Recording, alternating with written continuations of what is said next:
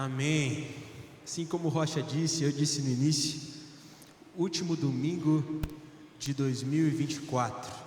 Talvez olhando para esse ano você tenha coisas que você se lembre e fique grato. Talvez teve algumas dificuldades que você olha para trás e fala: rapaz, como que eu passei por essas dificuldades? Mas se eu tenho uma certeza é de que 2024 nos trouxe muitas lições e de que em 2025, se nós quisermos, nós viveremos algo novo.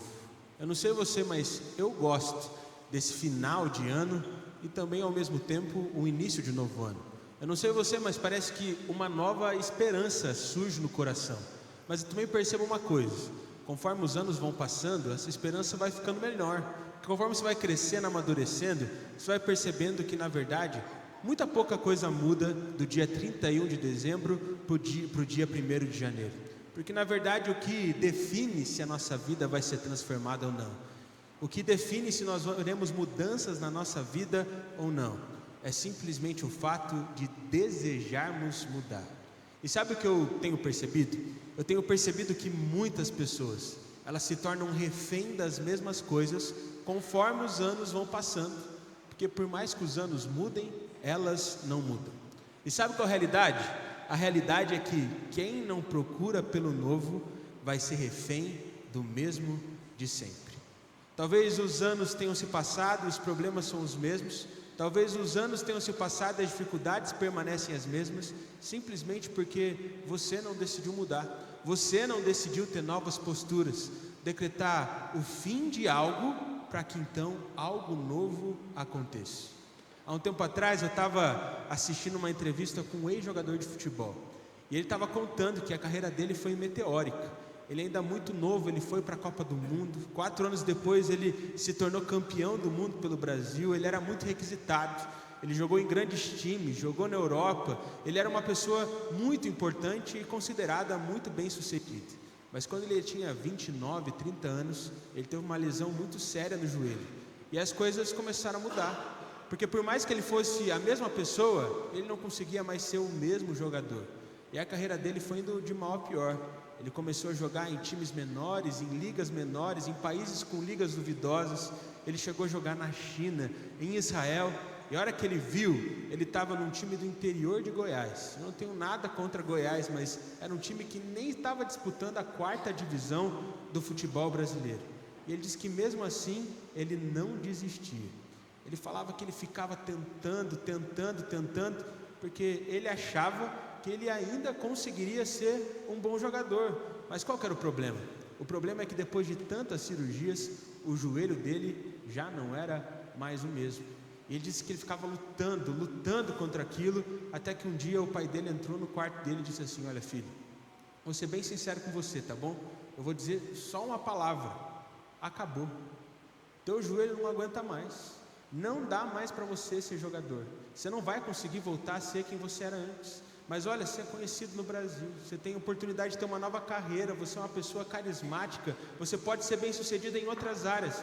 Filho, eu quero que você saiba de uma coisa: se você continuar tentando ser jogador de futebol, você vai continuar sendo refém das mesmas coisas, das mesmas dores. Mas se você entender que acabou, um novo começo pode surgir na sua vida.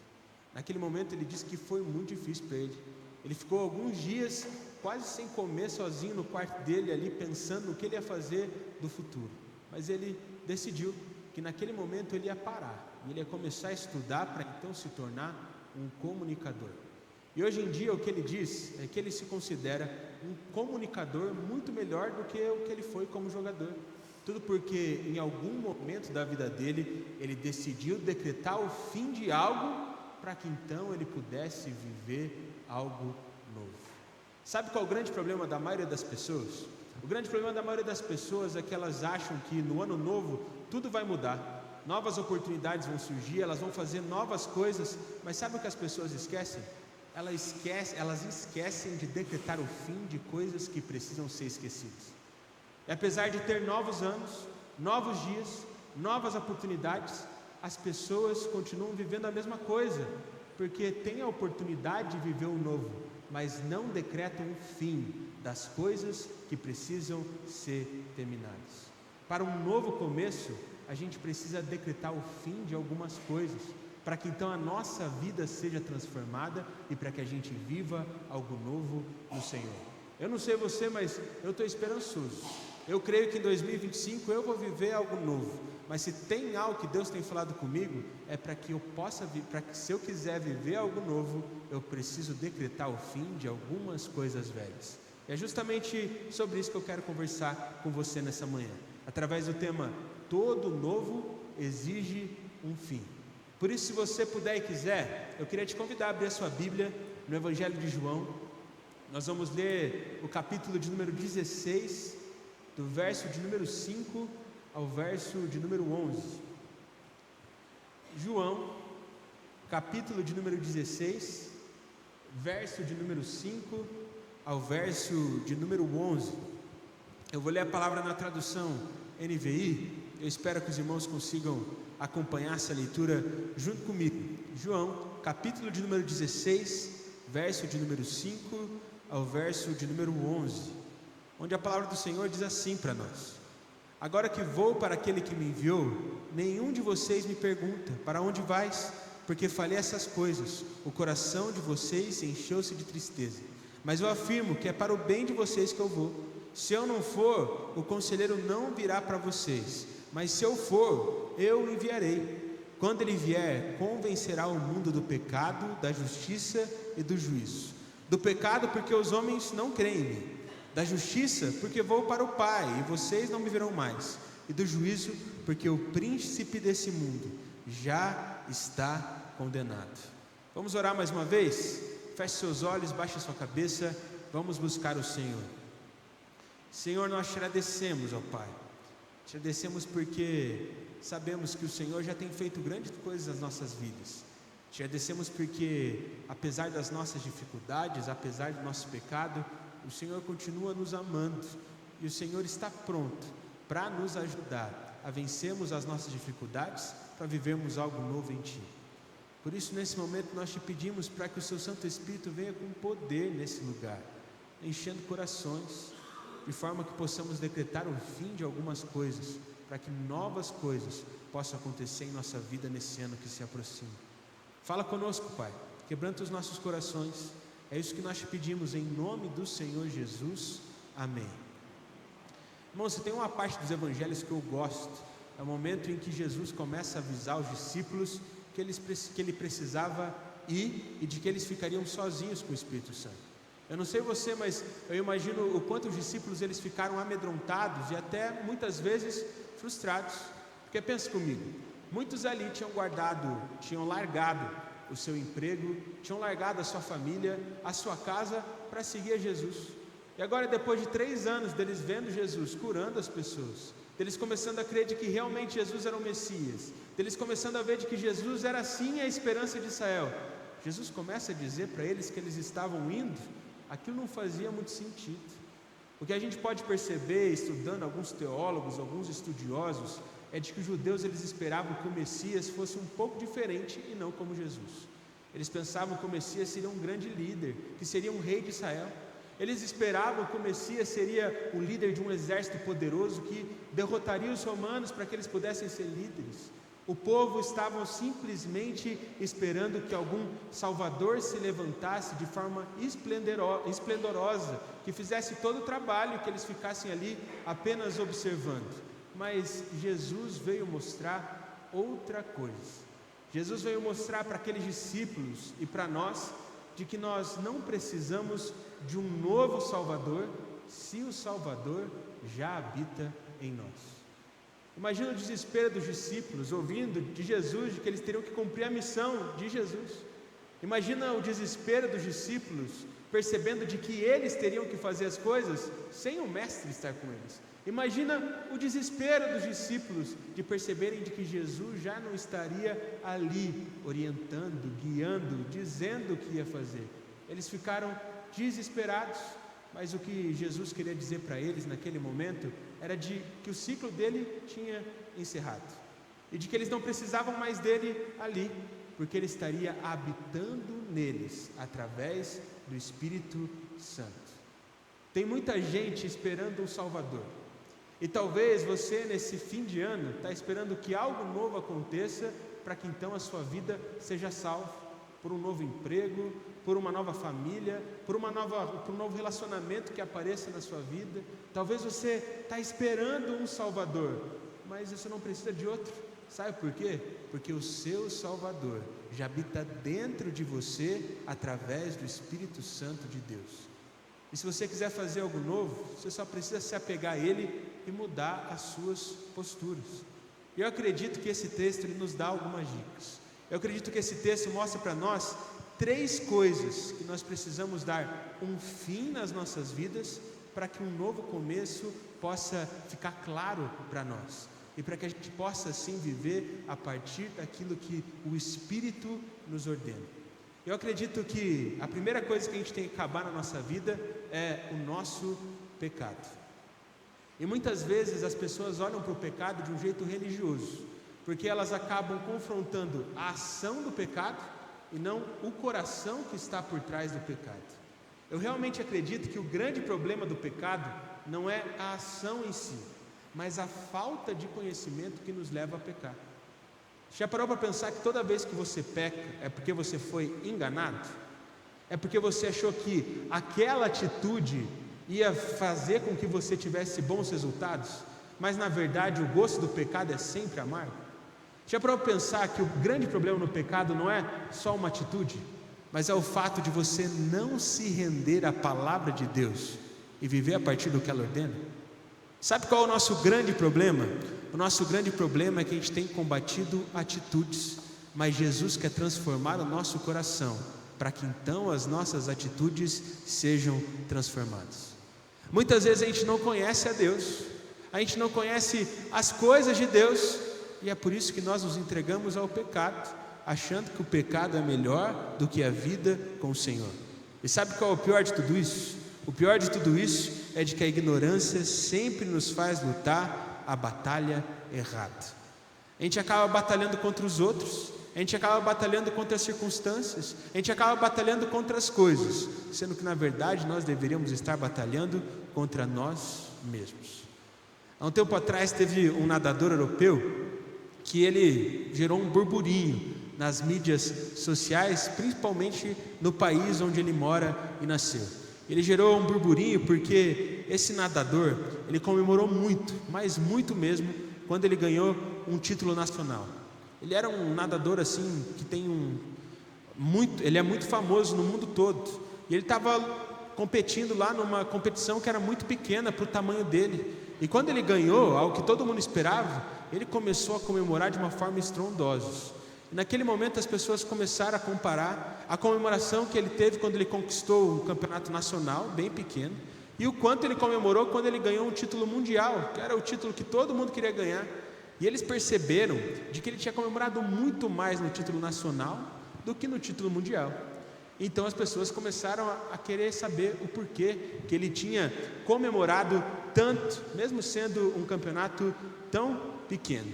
Então foi uma repórter lá e perguntou para ele: olha, a gente recuperou 2 anos atrás algumas imagens, quando você ganhou o campeonato mundial, você comemorou, mas agora você ganhou esse campeonato tão pequenininho, você comemorou como se tivesse sido campeão olímpico. Por que aconteceu isso? E ele começou a contar. E ele disse que quando ele era mais novo, ele ficava muito preocupado com o pódio. Ele queria subir no pódio, ele queria ser o primeiro. E aí o primeiro treinador dele disse: olha, sabe qual é o seu problema? O seu problema é que você quer ser melhor que todo mundo. Mas sabe qual que é o grande objetivo de um nadador? Ser melhor do que ele mesmo. Ele perguntou: o quê? Quando eu era mais novo, eu competia para ser primeiro. Mas sabe o que aconteceu? Quando eu comecei a tentar melhorar o meu tempo, ao invés de ser melhor que o outro, eu fui me tornando melhor do que os outros naturalmente. E aquele atleta diz que desde que ele se entende por nadador, ao invés de olhar lá para o placar e ver quem ficou em primeiro, ele olha para saber qual foi o tempo dele. E se ele conseguiu se superar, ele comemora, independente se ele ficou em primeiro ou em último. E no campeonato mundial, o campeonato que todo mundo queria ganhar, ele não tinha batido o tempo dele, e por isso ele não comemorou tanto. Mas naquele campeonato bem pequeno, onde quase ninguém dava muito valor, ele comemorou com tudo que ele tinha, porque ele sabia de que ele tinha vencido ele mesmo. E ele encerrou dizendo de que no final das contas o objetivo da carreira dele e da vida dele não é ganhar do outro, mas ganhar dele mesmo. E muitas vezes, sabe qual que é o nosso problema? O nosso problema é de que a gente está tentando ganhar do outro, a gente está tentando ganhar das coisas, a gente está tentando ser o mais rápido, a gente está tentando ser o melhor, a gente está tentando ser o mais habilidoso, mas essa luta é uma luta que nos leva à ignorância, porque se a gente está tentando ser melhor que o outro, muito provavelmente a gente não vai melhorar aqui dentro, e é melhorando aqui dentro que verdadeiramente a gente se torna melhor. Quando a gente entra para esse lado pecaminoso da vida, onde a gente não luta as nossas próprias batalhas e não tenta ser melhor do que nós mesmos, a gente começa a pensar assim: mas se eu tivesse... A gente começa a pensar, mas se eu tivesse aquela família, se eu tivesse aquela quantidade de dinheiro, se eu tivesse aquele emprego que eu sempre sonhei, sendo que na verdade o nosso pensamento deveria ser: e se eu fosse? E se eu fosse um pouco mais disciplinado? E se eu fosse um pouco mais amoroso com as pessoas que estão ao meu redor? Se eu fosse um pouco mais encorajador, será que as coisas não seriam diferentes? Muitas vezes a gente deixa de lutar a principal batalha, e a principal batalha não é contra o outro, é em relação a nós mesmos. E quando nós deixamos de lutar a batalha principal, a gente acaba perdendo todas as outras batalhas, e muitas vezes a gente nem percebe. Tem uma história da Bíblia que eu gosto muito, que é a história de Sansão. Não sei você, mas quando eu estava no ministério infantil, eu adorava ouvir a história de Sansão. Se você não sabe, Sansão era um homem muito forte, e ele destruía completamente os exércitos inimigos do povo de Israel. Ele tinha muita força, sabe por quê? Porque Sansão era um homem consagrado ao Senhor. Sansão era um nazireu. Por isso Sansão não comia o que todo mundo comia, ele não bebia o que todo mundo bebia, ele não cortava o cabelo dele, sabe por quê? Porque ele tinha um voto, ele era consagrado ao Senhor, e por isso ele lutou muitas e muitas batalhas e venceu todas elas, impressionava as pessoas com a sua força. O problema é que conforme Sansão foi vencendo, ele foi se perdendo. E sabe qual foi o grande problema de Sansão? Ele deixou de viver como alguém que é consagrado ao Senhor. Sansão começou a fazer o que todo mundo estava fazendo. Sansão começou a fazer as coisas erradas como todo mundo estava fazendo. Sansão começou a se entregar pelo pecado. E sabe o que aconteceu com Sansão? A mesma coisa que acontece com qualquer pessoa que acaba se entregando aos pecados.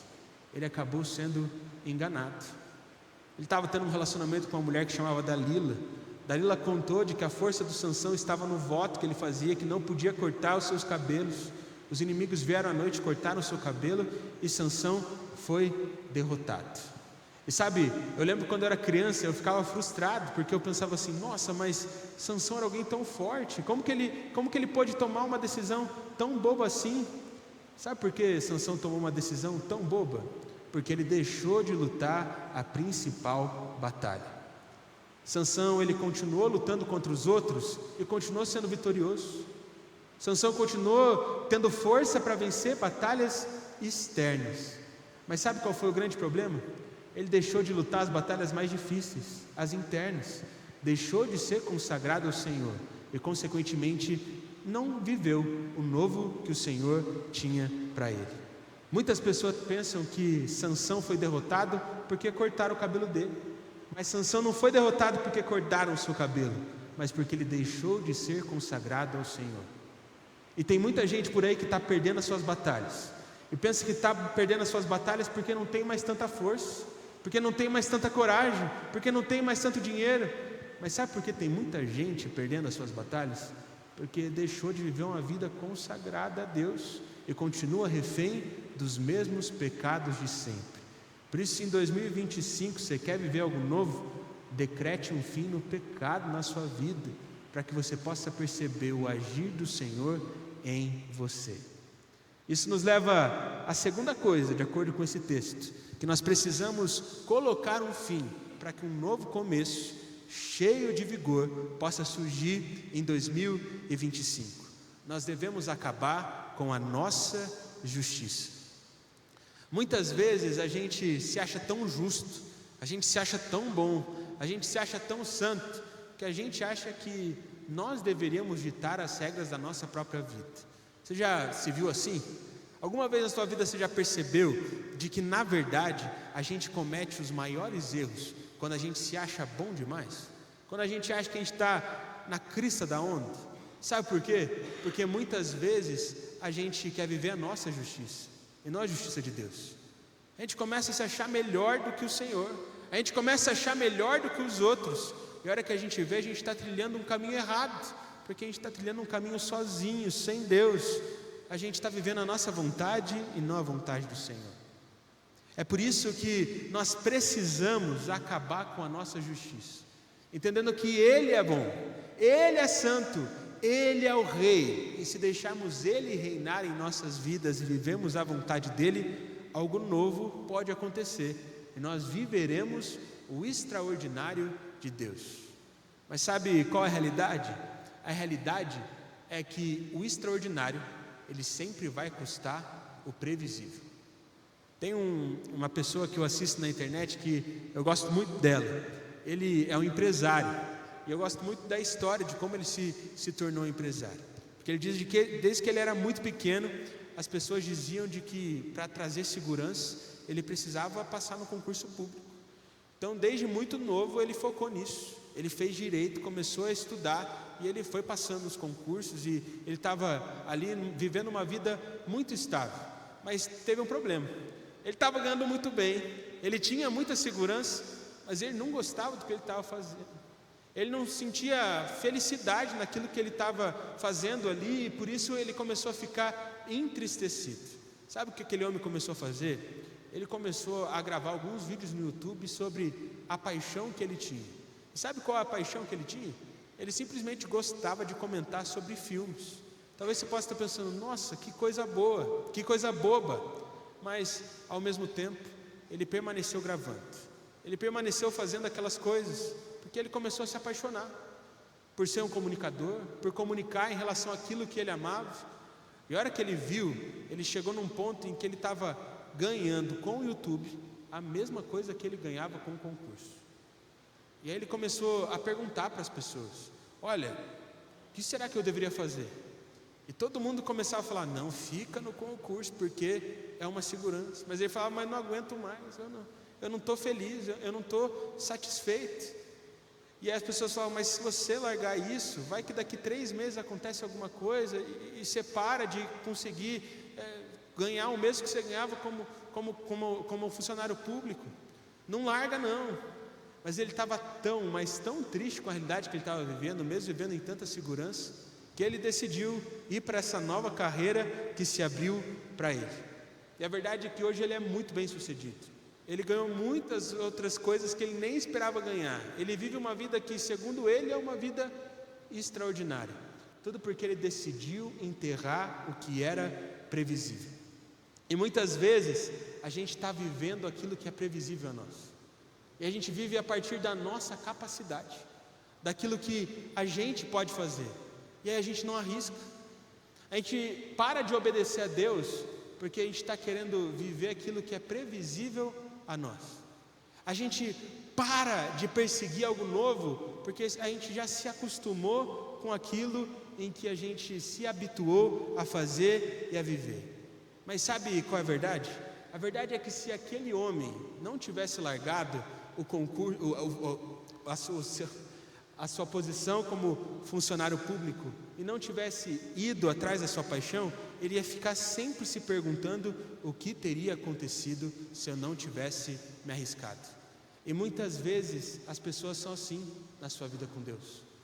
Elas até querem tentar, elas até querem obedecer a Deus, elas até querem ir mais profundo, mas ao invés de mergulhar de Deus, elas vivem aquilo que é previsível, não colocam um fim na sua vontade e consequentemente não vivem a vontade de Deus, se contentam com aquilo que é delas, ao invés de desbravar tudo aquilo que Deus planejou. Não se contentar com o que você consegue fazer com as suas próprias mãos é o caminho para você viver algo extraordinário no Senhor. Se tem um outro personagem bíblico que eu gosto bastante, é Gideão. Eu não sei você, mas eu adoro a história de Gideão. Para mim é uma história muito encorajadora. E o que a gente pode perceber é que Gideão se levantou como líder de Israel num momento muito complicado, num momento muito difícil. O povo de Israel estava sendo dominado pelos midianitas. E tudo que o povo de Israel ia lá e construía, os midianitas iam lá e destruíam. Eles não conseguiam construir as suas casas, eles não conseguiam fazer nenhuma plantação. A situação estava difícil demais, porque tudo que eles tentavam, os midianitas iam lá e destruíam tudo. O povo de Israel estava totalmente sem esperança, vivendo nas cavernas, porque ali era o único lugar onde os midianitas não poderiam se acomodar. Não poderiam incomodar. Mas tinha um homem ali, que mesmo naquela situação, ele decidiu fazer algo diferente. Mesmo estando numa situação muito difícil, ele decidiu fazer aquilo que ele poderia fazer. Tanto que quando o anjo de Deus se encontra com Gideão e diz o que Gideão deveria fazer, o que a gente nota na palavra é de que Gideão estava malhando trigo num tanque de prensar uva. Aquilo não estava certo, mas era o que tinha. Ele estava tentando fazer alguma coisa, ele estava tentando se apegar no novo que poderia surgir da liderança dele naquele lugar. E foi naquele momento que Deus chamou Gideão. E quando Deus chama Gideão, Gideão pensa assim: mas eu sou a pessoa menos importante, da família menos importante, da tribo menos importante de Israel. O povo não vai me seguir, o povo não vai me obedecer, o povo não vai fazer as coisas que o Senhor quer que eu faça, que o Senhor pode fazer através da minha vida. Escolhe outro, que para mim não vai dar, não vai ser eu que vou conseguir liderar esse povo. Mas Deus começa a encorajar o coração de Gideão com alguns sinais. E o que a gente vai percebendo é que Gideão começa a fazer algo novo. E ele começa a levantar um exército. E ele começa a fazer tudo que ele poderia fazer com as suas mãos. E sabe o que acontece? Ele consegue reunir 30.000 soldados. O grande problema é que Deus olha para aquilo e pensa assim: se Gideão conseguir derrotar os midianitas com esses 30.000 soldados, vai todo mundo achar que foi através da força dele. Mas esse povo tem que entender que as coisas acontecem através de mim. No final das contas, apenas 300 foram encarar o exército gigantesco dos midianitas. Que a Bíblia diz que os seus cavalos eram incontáveis como os grãos de areia, ou seja, era muito, mas muito soldado, era um exército muito poderoso, quase impossível para um exército de 300 soldados conseguir derrotá-lo. Mas sabe o que aconteceu? Pelo poder de Deus, Gideão conseguiu a vitória. Não foi do jeito dele, não foi do jeito fácil, não foi de um jeito tranquilo, mas foi de um jeito de Deus. Gideão decidiu não viver aquilo que era previsível e viu o extraordinário, porque morreu para a sua vontade e passou a viver pela vontade de Deus. Tem muita gente que, assim como Gideão, está passando por um momento difícil. Talvez o seu midianita seja o seu chefe, talvez os seus midianitas sejam as pessoas da sua família, as circunstâncias que você está enfrentando, mas ao invés de tentar fazer alguma coisa, você se acomodou, você se acostumou a ficar naquele lugar e você não faz mais nada. E talvez Deus está te chamando, é você, e você está falando: mas eu sou a pessoa menos importante da família menos importante, do condomínio menos importante da cidade de Curitiba. Talvez Deus está falando para você: mas vai com o que você tem na mão. E você está pensando: mas eu não vou conseguir. Tudo porque você se contentou com aquilo que você consegue fazer com a sua capacidade. Mas quem se contenta com a sua capacidade vive estagnado em si mesmo. E ao mesmo tempo, quem se entrega ao Senhor vive o extraordinário que só Deus pode proporcionar.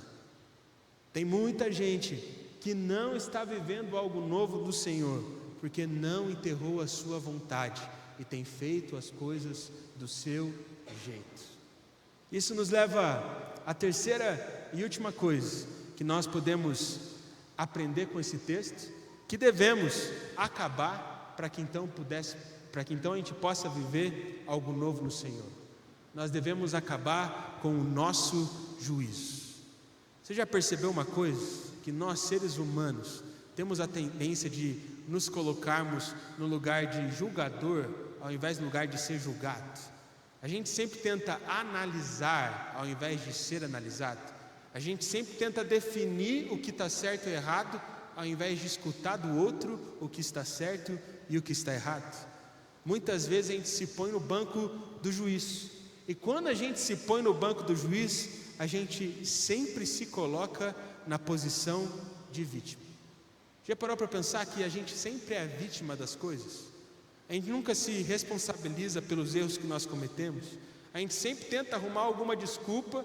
A gente sempre tenta encontrar algum culpado, ao invés de entender de que muitas vezes somos nós que precisamos mudar. Talvez você há muito tempo está tentando ter mais intensidade na sua vida com Deus, viver as coisas do Senhor e não as suas coisas, viver a vontade dEle e não a sua vontade, mas ao mesmo tempo você sempre se coloca no lugar de vítima. Mas posso te dizer uma coisa? Depois que Jesus morreu na cruz, a gente não pode mais dar essa desculpa, porque Jesus já pagou o preço. Jesus já pagou o preço para que a gente pudesse ser livre dos nossos pecados. Jesus já pagou o preço para que a gente pudesse ser orientado pelo Espírito. Jesus já pagou o preço para que pudéssemos viver algo novo nele. E se nós não estamos vivendo algo novo, não é porque somos vítimas, mas é porque deixamos de agir como filhos de Deus, que é o que nós somos em Cristo. Enquanto a gente não assume a nossa responsabilidade, a gente continua procurando culpados e a gente nunca resolve os nossos problemas.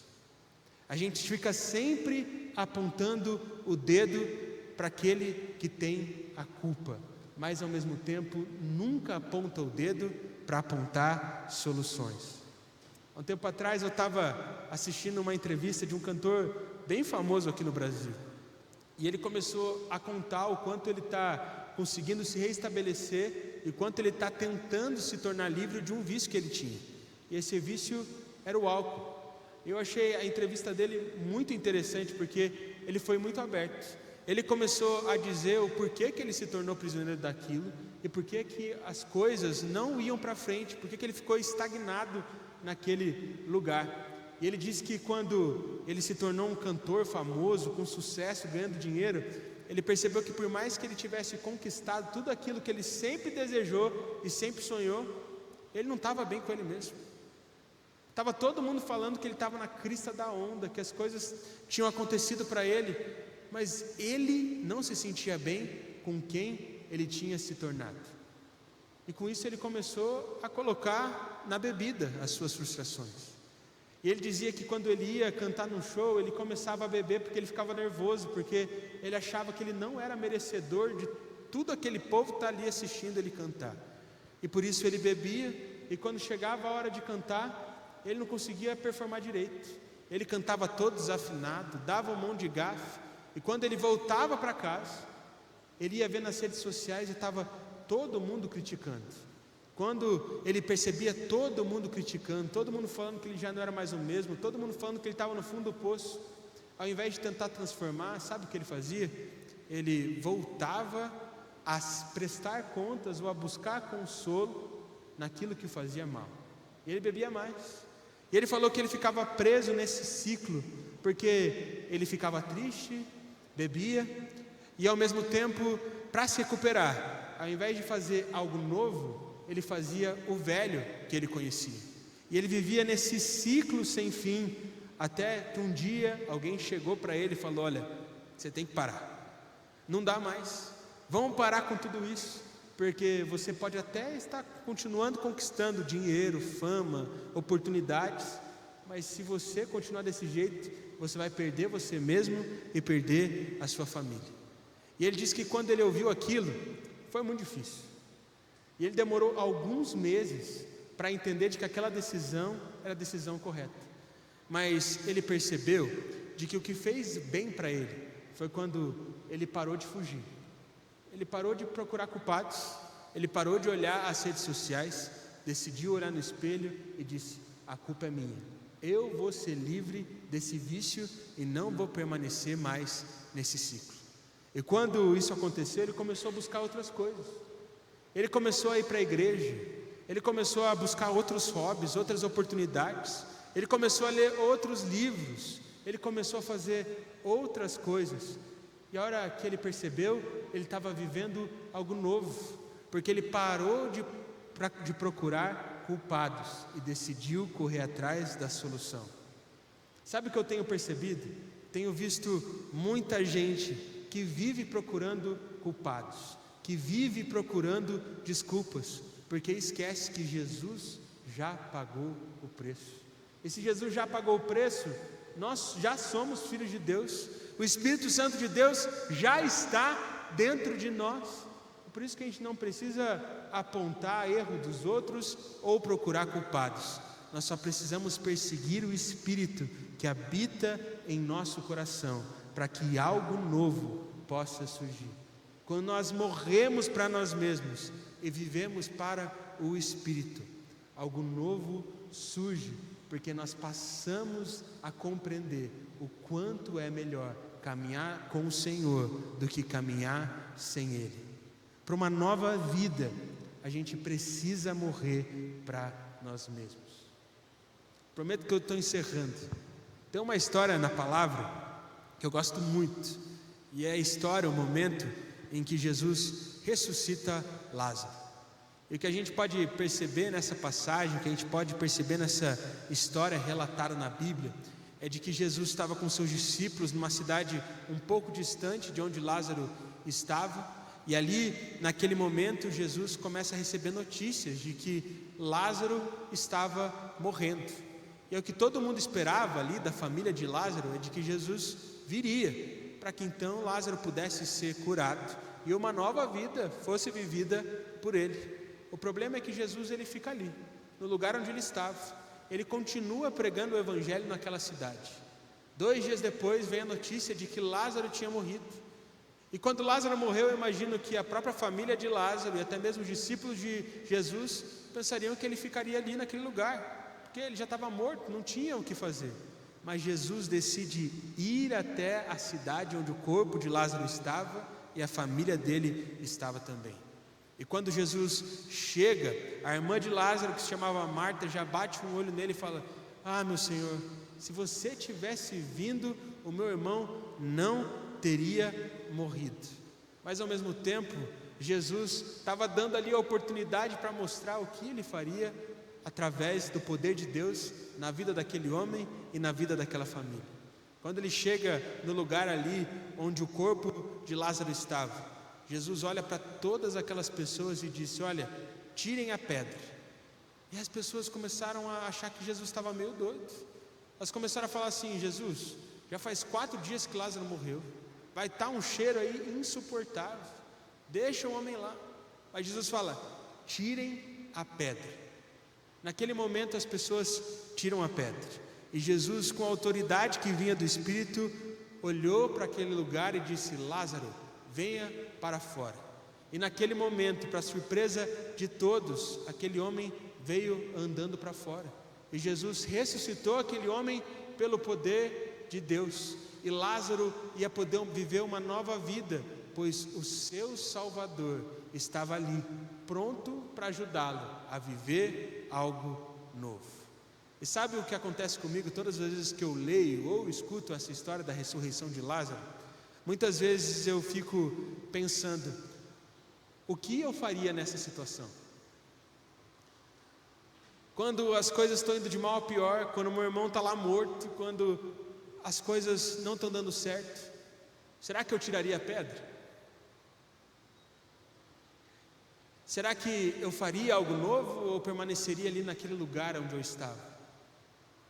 E muitas vezes tem gente que percebe Jesus olhando para ela e dizendo: tira a pedra. Por mais que esteja meio bagunçado, por mais que esteja fedido aí na sua vida, eu quero tocar o seu coração, eu quero fazer algo novo. Mas ao invés de tirar a pedra, a pessoa continua com o seu coração fechado. Tem muita gente que já abriu o coração para Deus, e aí Jesus está dizendo: ei, vem para fora. Mas ao invés de vir para fora, ela decide permanecer naquele lugar fedido, sujo. tudo porque se acostumou a viver daquele jeito, se contenta com o velho, ao invés de viver algo novo. Por isso a minha pergunta para você nessa manhã é: meu irmão, o que você faria se Jesus te pedisse para tirar a pedra? O que você faria se Jesus te pedisse para você mostrar a sua sujeira, os seus erros, as suas falhas? O que você faria hoje se Jesus olhasse para você e falasse: vem para fora, não fica aí mais, eu tenho algo novo para você? Qual seria a decisão? Ouvir a voz do Mestre ou simplesmente permanecer do jeito que você está? Talvez nesse ano novo que se inicia, a grande questão da sua vida não seja esperar que algo grande aconteça, mas entender de que o seu Salvador já habita dentro de você e está pedindo para você abrir as portas, mas principalmente está pedindo para você levantar e andar na direção dele. Tem muita gente que se sente derrotada e que se sente aprisionada por grandes gigantes. Vou te dizer uma coisa: vai virar do dia 31 para o dia 1º, e esses gigantes eles não vão desaparecer. Os problemas vão continuar lá, as circunstâncias difíceis vão continuar lá. Talvez as coisas possam se tornar até mesmo mais difíceis. Mas sabe de uma coisa? Antes de você chegar no dia 1º e começar a tentar derrotar todos os seus gigantes, derrota os seus pontos fracos primeiro. E você vai perceber que esses gigantes, eles vão diminuindo. Porque na verdade você tornou esses gigantes muito maiores do que eles são. Porque ao invés de lutar a sua batalha, você está lutando a batalha dos outros. E quando você não luta a batalha principal, você acaba sendo derrotada em todas as outras. Se você quer viver algo novo, você não precisa fazer um monte de novas coisas, você não precisa ter um monte de novas oportunidades, você não precisa mudar tudo. Você só precisa pôr um fim naquelas coisas que o Senhor te pediu para colocar o fim. Quando você acaba com o pecado, quando você se livra da sua vontade e quando você sai do lugar de vítima e assume responsabilidade, novos ciclos vão se iniciar na sua vida. Por isso, nesse momento, eu queria te convidar a ficar de pé no seu lugar.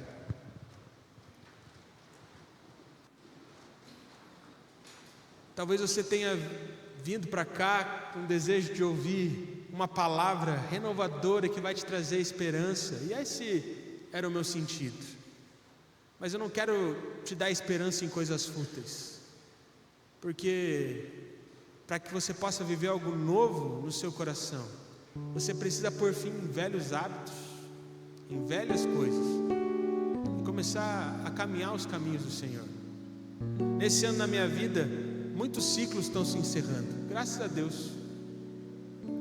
Eu tenho pedido para Deus algo novo, mas ao mesmo tempo Deus está falando: se você quer viver algo novo, mais importante do que você ter novas oportunidades é você destruir e acabar com o velho. Por isso, nesse momento, eu queria que você fechasse seus olhos, baixasse sua cabeça.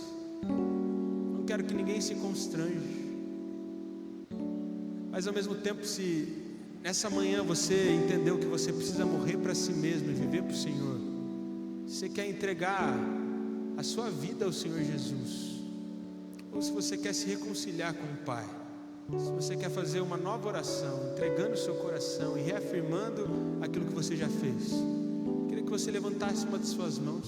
Pode ser de uma forma bem discreta. Amém. Agora eu vou pedir para você colocar a sua mão no seu peito. Eu queria que você repetisse essas palavras junto comigo. Senhor Jesus, eu creio que o Senhor morreu e que no terceiro dia ressuscitou para me dar nova vida. Eu creio que Tu és o Filho de Deus e que através do Seu sacrifício eu me tornei um filho do Senhor também. Escreve meu nome no livro da vida. Amém. Se Se você também nessa manhã sentiu que tem coisas que você precisa deixar para trás, coisas antigas que você precisa deixar para 2024, para que nunca mais você possa viver essas coisas, eu queria que você estendesse as suas mãos assim para frente, que eu quero fazer uma oração por você. E eu creio que pelo poder de Deus, o Santo Espírito vai te guiar para novas coisas, novas oportunidades, para que você viva um novo nele. Senhor Jesus, eu te agradeço, ó Pai. Eu te agradeço por essas pessoas que estão aqui, por essas pessoas que estenderam as suas mãos, por essas pessoas que de fato decidiram viver algo novo no Senhor. Eu oro, Pai, para que de fato elas encontrem força em Ti, que elas possam se entregar totalmente ao Senhor, que elas sejam como Gideão, e que elas possam, com aquilo que elas têm, se entregarem totalmente a Ti, e que elas vejam algo extraordinário acontecendo na vida delas. Renova a força, traz esperança, faz algo novo, mas principalmente dá força para que o pecado seja derrotado, para que a vontade dessas pessoas seja aniquilada, e para que elas possam cada vez mais desfrutar do Seu amor. É isso que nós te pedimos, ó Pai, em nome do Senhor Jesus. Amém, amém e amém. Irmãos, antes de encerrar o culto, queria dar 2 recadinhos.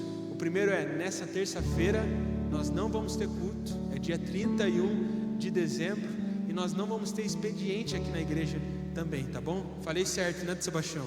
Então tudo bem, senão tá uma bronca depois.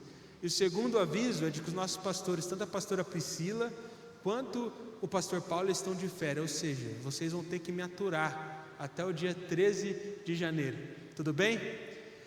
Recebam a bênção, meus irmãos, que a graça do Senhor Jesus, com o amor de Deus e nosso Pai, que a comunhão e que a consolação do Santo Espírito estejam com todos vocês, hoje e para todos sempre, amém. Deus abençoe.